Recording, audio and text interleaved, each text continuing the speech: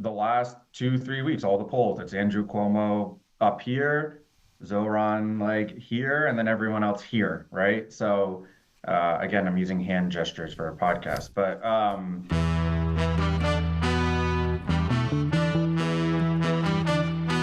I've also declared war on potholes. So here's the first shot across the bow.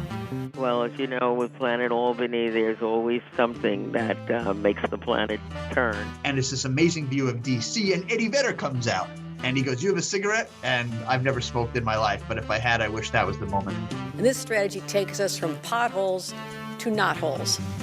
I would like to say it was a pleasure, Mr. Kim. But I'm on the road. I'm David Lombardo, and this is WCNY's Dispatches from Planet Albany, a podcast about power and politics here in New York. And this week we are focusing on election gambling, something that caught my attention a couple weeks ago when I stumbled on a legal betting site and has captivated me every time I open my phone and take a break from Instagram. Our guest discussing political betting will be Alex El-Masri, a vice president with the Parkside Group and has experience running elections here in New York. So he's the perfect person to talk about some of the election bets that I'm making, as well as some of the bets on political outcomes tied to legislative activity here in New York. But first, we're going to check in with our banter buddy, Shontell Smith, head of the New York practice for Tusk Strategies, where she is a partner.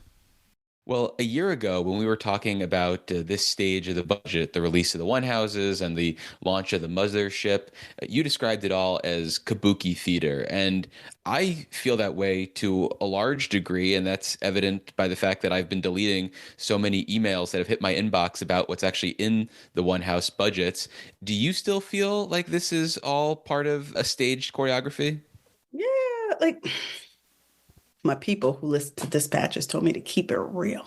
So I'm keeping it real. I met like a staffer and he was like, "Oh my God, you do dispatches. I love it when you say this might get me in trouble. I want you to say it." So I'm not even going to say this might get me in trouble. I'm just going to get in trouble moving forward. This is stupid nonsense. It's a waste of staff's time. As a staffer, I always like, why are we doing this? Because we've gotten to a point now where these things are just like aspirational or like mission statements or like morale papers of like, this is what we believe in. It's like my hope board. I'm going to manifest this to come true. Like my vision board. But no, because with a vision board or a hope board, you put it on and you say it's going to happen, then you walk away and it happens because you put it into the universe. This, we know a majority of this stuff is not going to happen. And I think it's very confusing for new members because they're like, okay, I'm requesting, I've seen this time and time again, new members. I requested this, we put it in, and then it's like, wait, why is it falling off the table? Well, because we don't have money for it.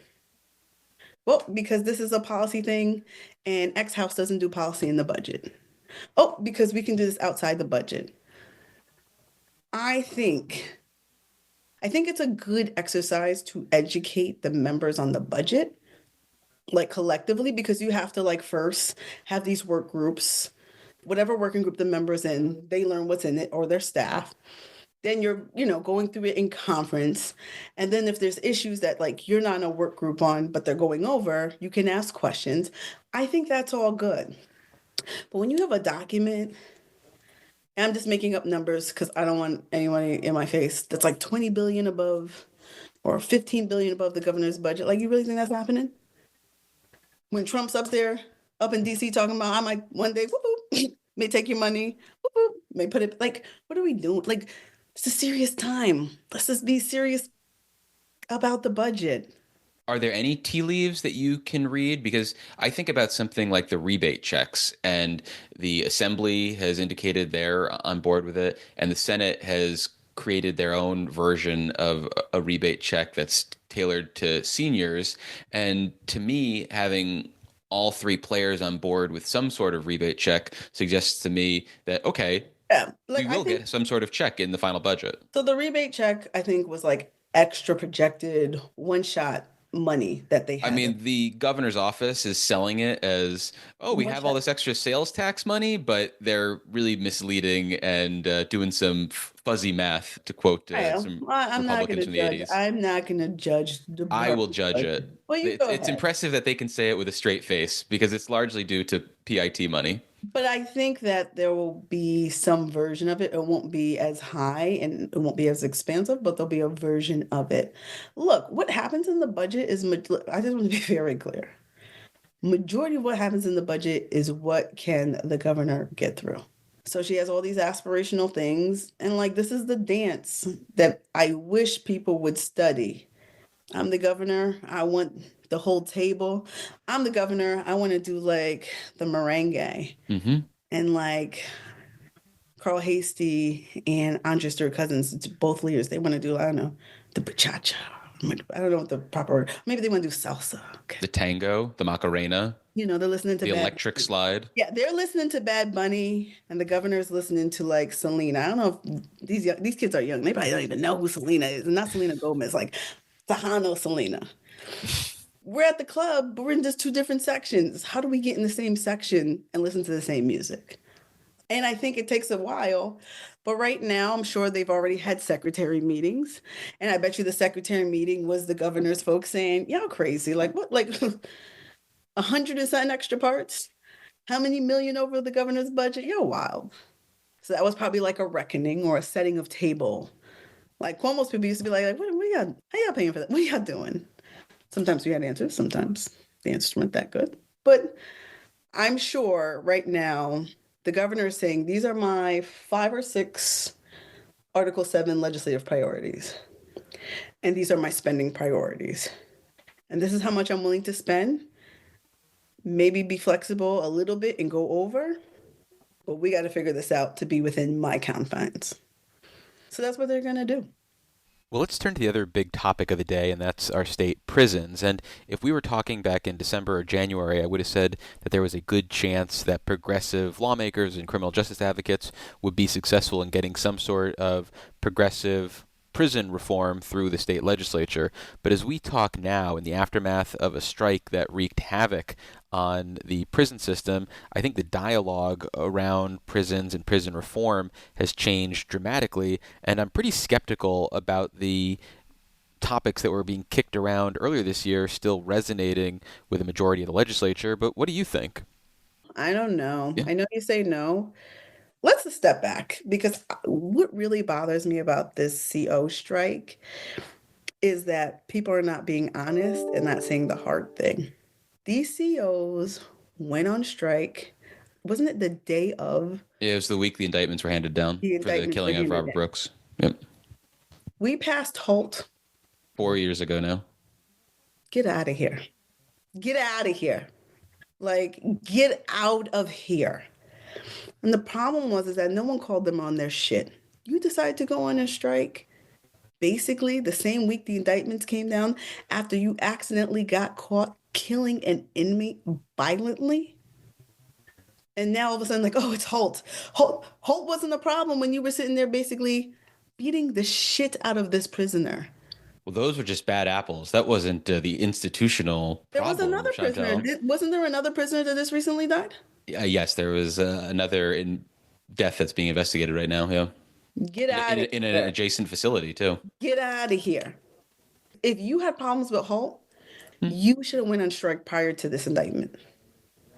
Point blank, period. Yeah, but the lack of intellectual honesty of the strike isn't something that's going to slow. But it's also a lack of people getting called out on their bullshit. When this happened, people said it, but they didn't say it with their chest. Like, this is bullshit on these correction officers. They try to like ignore it. They tried to like downplay it. The governor's tried to be aggressive. She's pointed out the timing. Not from day one. No, that's fair. Not from day one. But this last week she has. She got aggressive when the shit got out of control. That's when she got aggressive. But she should have called a spade and said, you killed a black man. You accidentally got, because let's remember, it was only because they had this special thing in the body. Passive recording. The passive recording that they even got caught doing the shit that they did. So you think there's still appetite then in Albany to do some There's of going the to be appetite for reforms? something, whether Yeah. it's body cameras, like increased body camera like footage, or there's no way you're going to tell the caucus and these Black members and Hispanic and minority members, because I don't just talk about Black people, I talk about everybody, do this discovery, which has been done. And we've done discovery. It's so infuriating because the year before I left, we joke about it. I used to call like the DAs like the Bloods and like prosecute and the defenders like the Crips. And like we used to say it was a joke, like we had like a gang convention and like they came together, you know, like when the Blood and Crips are like, we're not gonna kill anybody, we're gonna have peace, and they hold up the like signs. There was an agreement. The current DAs, Darcel Clark, Eric Gonzalez, they agreed to the changes. The prosecutors and the defenders agreed to discovery reform. So it's infuriating to me that every year they get to come here and say, "Oh, it's not good enough. I can't do my job because it's not good." It's infuriating. You can't expect the legislature to keep changing a law that they morally believed when they passed it was a good law. Now, do I think you should, make changes based on changes of things that are happening in society? Absolutely. But every year you're nipping at this shit. So I do think something's gonna have to be done. She can't ignore it. If she wants votes, especially in the assembly, you have to address or do something. You can't just ignore it and then expect people to vote for your budget. So you think it's done then in the context of the budget as opposed to some sort of standalone Yeah, I don't think they do a omnibus standalone bill? now. Mm-mm. I think it'll be in the budget. It'll be increased funding and some transparency stuff. I just want to say, because I know I'm kind of hard on the governor for like not being as hard as she should have in the beginning. But absolutely, I love the position she took at the end. Fire these people that don't want to come to work. I think she signed something that like they can't get rehired by Yeah, like executive order. Yep. good for her. If I could curse, I'd be like, yeah. I think these people were disingenuous. And I think the reason why they were going to strike was because they just didn't like Holt and they wanted some changes. And I felt had we kept the narrative of why these people are striking and how long they could have went on strike and like the timing, I thought we lost the narrative, the like messaging war on the strike. And that's why like this got out of hand so bad. And I'm just gonna say it, I don't care if the unions hate me.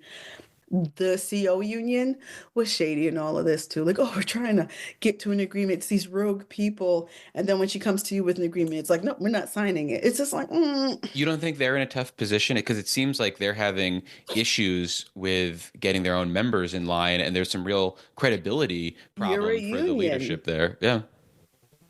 Like you're the first union to have problems with your members and like you can't figure it out. Like at first it was like, oh, they're rogue. And then, you're rogue, but we're working with you to stop the strike. And then it's like, oh, we're not signing what you're giving us. Like, and again, Governor Hochul's a better woman than me. You don't want to know what I would do. Lucky that was only 2,000 people. Because it came to a point where like they were basically telling the governor to F off. And like, isn't there a law that prohibits them particularly from striking or something? They were in The violation Taylor of, Law. yeah. You're in violation of Taylor. Like me, like remember they were like, you remember the first set of like threats of firing, we're gonna fire these people. And I was like, yes, yes, because they're playing with you. And then we read in the paper it was like 10 people they fired or something like that. I think she would have ended this if she made a more pronounced, aggressive first slashing. Like you're in violation of Taylor law. F around and find out you're not gonna have health insurance. F around and find out I'm gonna start firing based on who took time off to strike, and do like firing based off like timing of when you struck, like when you went on strike. Because I'm sure everybody didn't go on strike at the same time. That was cascading waterfall. Yeah, cascading fires. Someone said to me last week, why can't you be a good person and why can't you be a good executive or whatever? Like, why can't you be both? Like, why does it have to be you're a good executive but not a good person, or you're a good person, not a good executive? This is what I'm going to say. People play with people who they think they can. And I think when you present like, I'm going to work with everybody hand in hand to come a solution, I think people play with you. Like, I don't think they're afraid of it. So I just think this is something for people to think about. Like, I think the CEOs weren't afraid. Well, on that Machiavellian note, we're going to have to end things because we're going to run out of time. But we've been speaking with Shontell Smith. She is a partner with Tusk Strategies, and she's also the head of their operations in New York. Shontell, thank you so much for making the time. Thank you. And before we turn our attention to election gambling here in New York, I want to recognize some of our underwriters for the Capitol Press Room and dispatches from Planet Albany, and they are the American Heart Association, New York State United Teachers, the New York State Association on Independent Living, National Fuel, and the Independent Power Producers of New York, which are actually hosting a conference on March 24th and 25th in Albany, which will include a panel that for some reason they have tapped me to host. And now we give you our conversation with Alex Almazri, a vice president with the Parkside Group.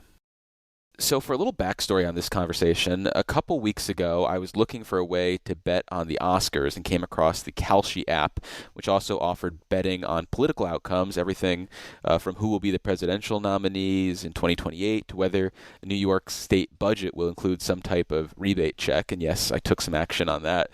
Needless to say, I'm hooked on this whole concept, especially because you get odds on these outcomes, which is in sharp contrast to the $1 bets that I've made and continue to make with my LCA colleagues and other Planet Albany stakeholders.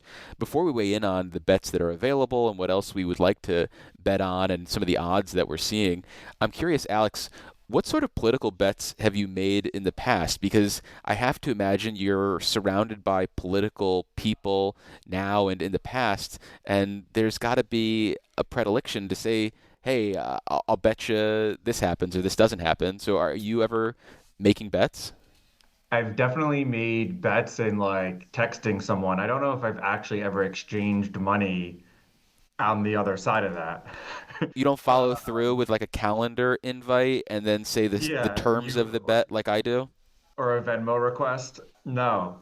Mostly around elections, I would say, is the high time for my fake political betting that I do, whether it's primary elections, general elections, who's going to win, or will X member retire? That's a good one. Have you been successful on any predictions that stand out to you? The one I was right on is that no one would actually primary Gillibrand ever there because there was also that talk last time around leading up to it, and it was like it's just not going to happen. Well, let's pivot to our point of discussion, which is the political betting options on Kalshi. Is there something that they're taking odds on right now that you want to talk about? They don't have too many New York specific stuff, which I found I was surprised about, but maybe that's just because I'm so New York centric and think New York is the center of everything. Well, how Um, granular do you want them to be, though? I mean, they've got who's going to be the Democratic nominee for governor. They've got who's going to be the Democratic nominee for the mayor of New York City. Do you want them to take action on like city council races too? I mean, the next speaker of the city council, Mm, that's like, that would be there. They don't have like Republican nominee for governor. That right. would be a good one, right? I just think there's a lot more broad stuff, or like how many seats will Democrats hold in New York would be good, right? I just think there's a lot more stuff you could put action on. It could just be too soon to start those betting markets. That is true. Like, it's just weird to me that they have Will Trump win his lawsuit against New York for its sanctuary city laws. That just seems random. Yes, it does, but it is present though. And yeah, so there's a market, as they would describe it, on the challenge to the green light law and whether that is going to move. And personally, that's not something I would ever want to gamble on because I think the court system is kind of unpredictable to a certain degree. Would you ever make a bet in that area, Alex? No, so I put $50 into the into my account here just to mess more to get a sense of it, not to, go make millions of dollars. And I saw that one. I would not bet on that. The only one I've taken action on so far is who will a Democrat win the New York City mayoral race, even though it's only like 90 cents on the dollar. Uh, Seemed like such easy free money that why not take it? The issue there is why even make a bet? So you're betting a dollar to win back a few pennies. Right, but still, why not? It just seems like easy money. But it's not I wouldn't even call that a bet. It's like the amount of interest you get from your checking account. Well, then let's turn to another one that I'm more interested in, which is who will be the Yes. Democratic nominee for governor. And as we speak on Thursday, March 13th, they've got Kathy Hochul at 67%, Richie Torres at 19%, Antonio Delgado at 5%, Andrew Cuomo at 5%, Letitia James at 2%, and a whole other list of names at 1% who will not be the Democratic nominee for governor. I took some action on Richie Torres, but with the no position, and so I was able to bet at that at 86% chance. That is now down to an 81% chance. What do you think about those percentages, though, that I've thrown out there?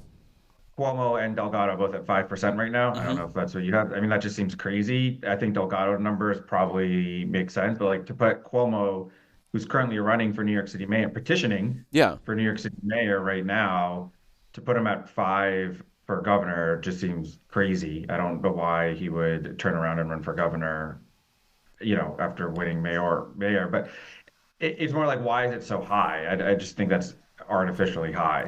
And I think that speaks, though, to the flaw in these types of betting markets and sort of the flaw that you mentioned earlier when you were talking about the idea of someone primarying Gillibrand. Like, it's always exciting that someone, AOC might run against Gillibrand or some other big name in Democratic politics will step in. But that shows the difference in thinking between someone who's covered elections or has worked elections and the general public, which sees a name like Andrew Cuomo and is like, well, he was governor, maybe he'll be governor again. And I think for people like us, what you need to try to find is that preference towards those big names and bet against it, because that's going to be the weakness in the market. Yeah, the betting against it thing is interesting. I didn't even think about that it's like you're almost shorting the stock of Richie Torres over here.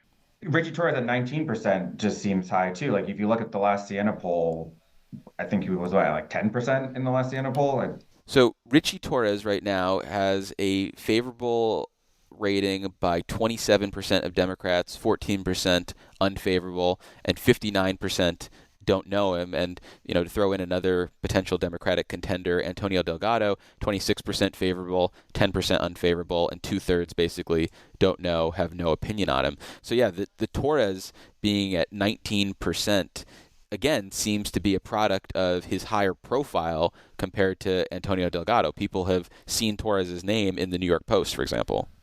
Correct. And also, I pulled up the head-to-head Hochul Delgado Torres. Torres is at 10% in that poll. I'm making this up, but I bet you there's a lot of people who are obsessively online on Twitter, to your point about the Post, and Torres tweets a lot. They say early polls are a function of name recognition, right? Like if you look at if you read any poll that who's going to be the Dem or Republican nominee for president, it's always name recognition at this point. This is like name recognition to me on steroids, the political betting, right? It's like people seeing Richie Torres and it's like, rather than saying you'll vote for him, people thinking then, he's going to win because he's out there a lot. So it's like ratcheting that name recognition thing up by like 100. That as I kind of look at this. Well, then what do you think of the 67% for Kathy Hochul? Is that a good number? Is that too low? If someone said right now to you, do you think Kathy Hochul has a 2/3 chance of being the Democratic nominee, would you say, yeah, that sounds right? I was actually surprised at how low it was. And actually, if you go back to January 16th, it was only at 46%.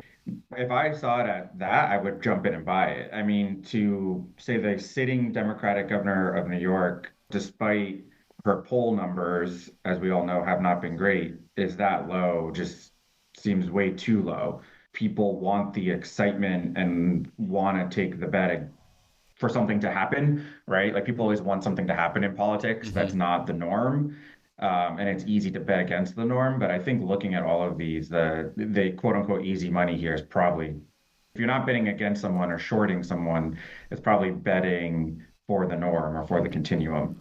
Well, the other way to think about this, because you might not like any of the other Democratic contenders that are out there, but you could also bet against Kathy Hochul, right? So you get about a 33% chance on Kathy Hochul not being the nominee, which is a more likely event in this outcome than, say, Delgado, who has a 5% chance currently. Is that appealing to you at all, or would you want to stay away from that?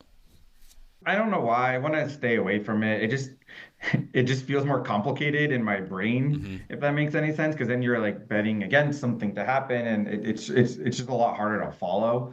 So what I ended up doing was I took $1 to bet on Delgado when he was at 7%, which will pay $13 if it wins. I also bet $1 basically against Torres to be the nominee, basically to win another $1. And then I bet about $1.30 on Kathy Hochul to win $2. So that would basically cover my flyer I took on Delgado, just because You're hedging. Exactly. So if Delgado ends up being the nominee, that's going to be my big windfall. If Kathy Hochul, as expected, is the Democratic nominee, then I end up winning $1 from the Torres bet. Does that make sense? Yeah, that does make sense. You're hedging your bet there in case if Delgado doesn't cash out, basically. Well, and I can't afford to lose $1. I mean, these are big stakes that we're talking about here. I also put $50 into my account. You'll be able to buy a dozen eggs if Delgado ends up becoming the nominee. Well, let's turn then to one where I did take a much bigger bet and that I'm not feeling so good about in light of finally reading the rules on the payout. Oh, no. And that has to do with... The funny thing is when you place the bet, it's like, please make sure you read the rules. Well, I thought I'd read enough about it. And I also, though, didn't take into consideration the potential outcomes here. And this has to do with, quote, will New York State issue inflation checks this year? And when it was at 60%, I ended up buying $20 worth of this. My reasoning being, this is a top priority for Governor Hochul. I think at this point, Assembly Speaker Carl Hastie had suggested that they were going to put it in their one-house budget. Fast forward, though, we've got those two things still being part of the landscape, but now the Senate has advanced a proposal where it's basically tying it to your age and making this money available to seniors. And the way the rules are for this is that it can have income restrictions, but you basically can't have any other restrictions on how this check is doled out. And so if they end up going with some version of the Senate plan, I'm fucked. And I think that's why it went from 60% to 50% this week. Yeah, it's dropping like a rock. Yeah. There. If you look at the live chart. It's a stark line. It's not looking too good for you, Dave. If you click view rules, you have to open up another tab and it's a PDF. That's a lot of work. And then it's also verified by the New York Times. And we can get into the verification process in a second, but what do you think about this idea of the checks now being a 50-50 proposition? I think that's about right, given the rules, right? Because the governor always has their proposal. To your point, unless if it's super controversial, it just usually happens at the end of the day. So it was a good bet, I would say, you took if there was no rules.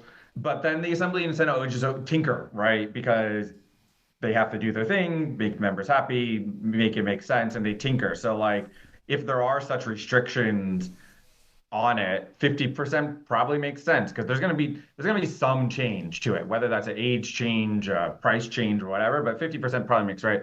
I would say 70% back in December, which is maybe when she came up with the idea. I can't remember when she first introduced it.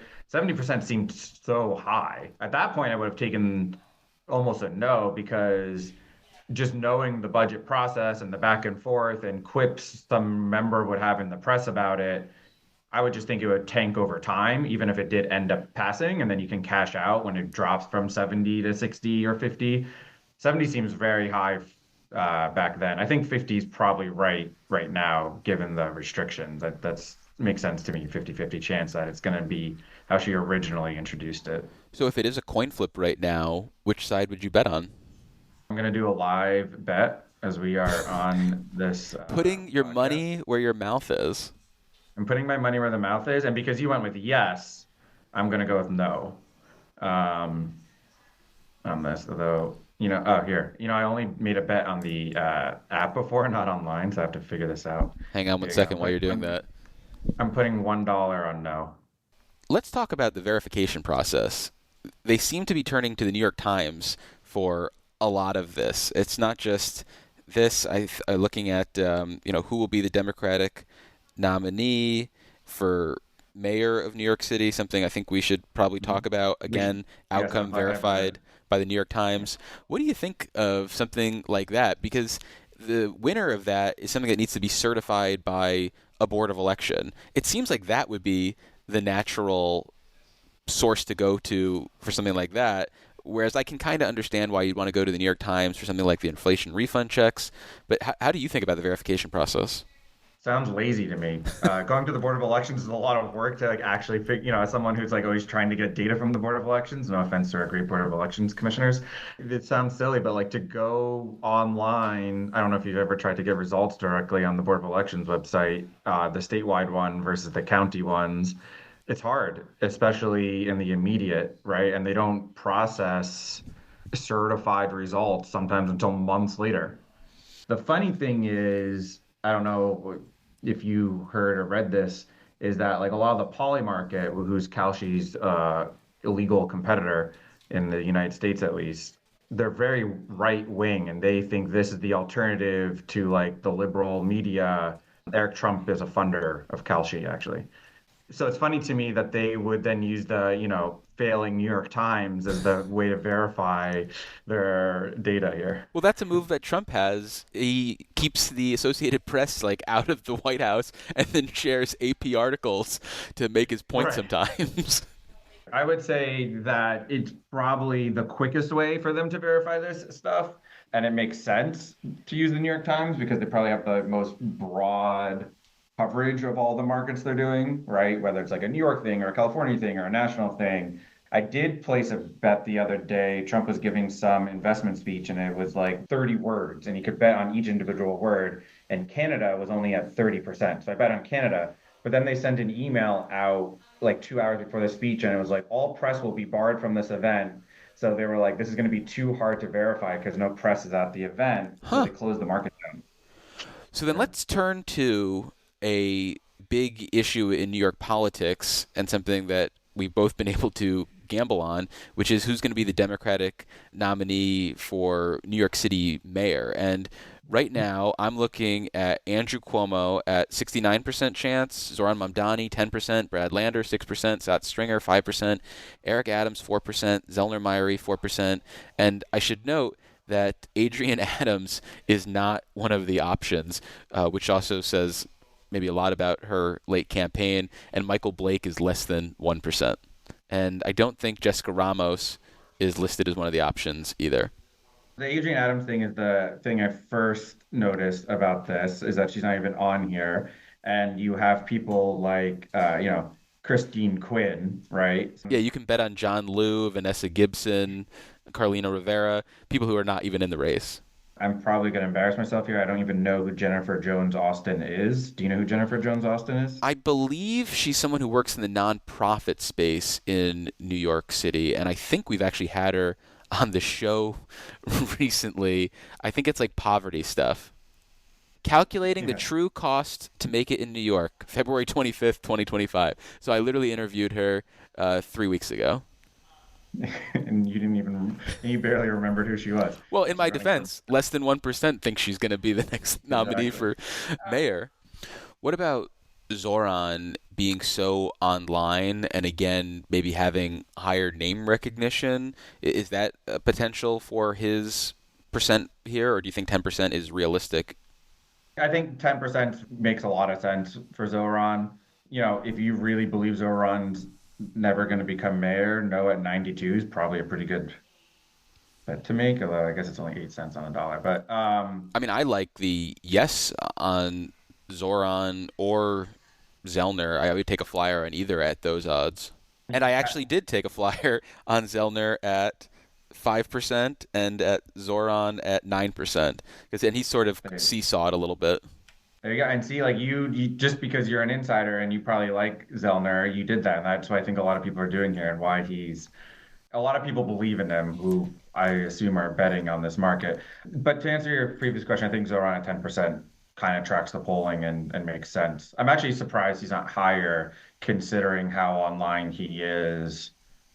How do you think the odds will shake out, say, a month from now, 2 months from now? Do you think the picture for Democratic do you think the picture for the Democratic nomination will be clearer in April or May, and these odds will be shifted, or do you think if all these people are still in the race, it's still going to be this type of Cuomo and everybody else when it comes to the odds? I think it's going to become a lot more murky. I would say the picture's pretty clear now. The picture's Cuomo's going to win, right? Looking at this online betting market. Cuomo's chance to become mayor is higher than Kathy Hochul's chance to become the Democratic nominee for governor, according to this. That's a pretty clear picture. I think it will become a lot more scrambled. There's nothing uniquely crazy as a New York City mayoral election, and things do not change as quickly in terms of ups and downs as a New York City mayoral election. I think this will be a really fun one to watch. It'll be a fun New York City mayoral election to watch, but it'll be a fun one to watch in terms of the betting markets as Kalshi goes and to see how the graph looks, because I think it's going to end up being all over the place. You're going to get a poll, I'm sure, at some point in April that shows Brad Lander in second place and another one, and then someone endorses him, and then before you know it, Brad Lander is going to be at 20 cents, right? Or whatever it is, and then that passes, and then Scott Stringer has his moment. So I think what we see in New York City mayoral elections is, which I guess happens sometimes in presidential Democratic primaries, right? Kind of the candidate has their moment for the week, and then it ebbs and flows, and the next person has it. I think the picture is going to become a lot more murky as we get closer to election day. Well, I want to come back to the no proposition side of things here. So obviously I took a flyer on Zellner and Zoran. I also, though, took a flyer on anyone but Cuomo, basically taking that no Andrew Cuomo, which is a 30% chance. What do you think of that idea that you get a 30% chance on anybody besides Cuomo, as opposed to having to actually pick out the person who could unseat him? Because there are various cases that can be made for Zoran, for Zellner, for Brad Lander, for Adrian Adams maybe. And as single candidates, maybe you're not that interested, but again, taking basically the field, is that more attractive to you at 30%? First of all, you love voting no on this website. That's probably where I would put my chips if you don't want to put your chips on yes, Cuomo, because maybe it's Zoran, maybe it's Brad, but then your chances just completely diminish. And 30 cents is actually pretty good if you don't think Cuomo's gonna be the winner here. That's a good bet. Maybe I should do $2 on that. I'll think about it over the next 5 minutes. So sticking with New York City, just really quickly, they also are taking action on the public advocate election, giving Jumaane Williams 74% chance, Jennifer Rajkumar 29% chance, and they're taking action on the New York City comptroller election, giving Mark Levine 52%, Justin Brandon 38%. They're also still giving Jennifer Rajkumar 1% chance there, even though she's changed to another race. What's your immediate reaction? Do any of those numbers stand out to you? I thought Jumaane would be higher here. Yeah, I bet on Jumaane as a result of that. To me, the most fun of this has been looking at the complete no names and people who will never run. Calvin's son, never heard of them. It's a little weird to say Jumaane Williams is at 74%, and last month you had Andrew Cuomo at 72%. Those don't seem to have the same in the real world. I would say their odds are probably not the same, that neither of them will become the Democratic nominee, in thinking that Jumaane Williams has a way higher chance of becoming the Democratic nominee. But I think this is another case of people seeing two names, Jumaane being so high, so the payout's not good. Let's take a flyer on Jennifer, right? I don't think it's who also is more online potentially than Jumaane Williams, or at least prior to the mayor's indictment, had a higher New York City profile. What's also fun is they have pictures next to the New York City mayoral candidates, but they don't have pictures next to the public advocate candidates. I wonder why. Do you think that would sway the markets in any way, shape, or form? if we knew what Angela Aquino looked like? Do you think that would boost them up from 2%? No. So then let's turn back to the state level and to 2026, where they're asking the question of which party will win the governorship in New York. And right now, Democrats are at 79%, Republicans are at 16%. I would still feel pretty good about being the Democrats in 2026. I don't know if I feel 79% good. How do you think about this?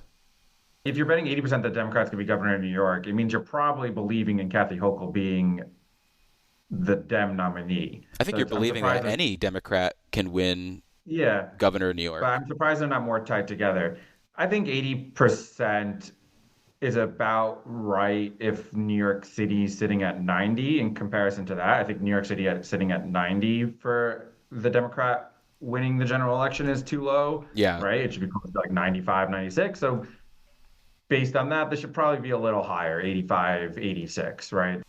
You think it's low. Interesting. So I would have said that sounds pretty reasonable to me. I would say give a Republican a 1 in 5 shot at this point, although I think the market will move as the national politics landscape changes more. I think what we're going to see probably is more Democrats get engaged politically in response to things that the Republican-controlled White House and Congress are doing, and I think that's going to make it easier for whoever's the Democratic nominee for governor, most likely Kathy Hochul, to make it kind of a national referendum, and I think that ultimately will make that odds go up. Yeah, I agree with that. I also think that this is something people look at and are like, oh, it's going to be close. The governor's probably only going to get 52% in a tight race or 51%, but like she's still winning.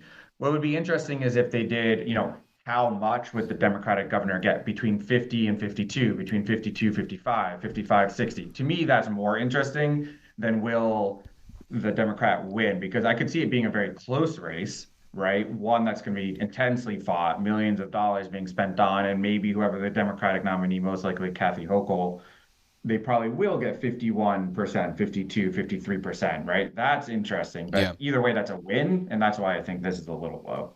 So before I let you go, you brought up the idea of the margin of victory, and I think that is interesting. And when we do our Capitol Press Room election contest, one of the things we talk about is the margin of victory. So besides the margin of victory, are there any other bets that you'd like to see when it comes to New York politics that is not currently offered that you think would be fun or would just give you an edge on other people? I think the Republican nominee for governor would be really interesting. There's obviously Mike Lawler, Bruce Blakeman, Onondaga County executive, I think was mentioned in a Politico article a couple months ago. I think that would be very interesting.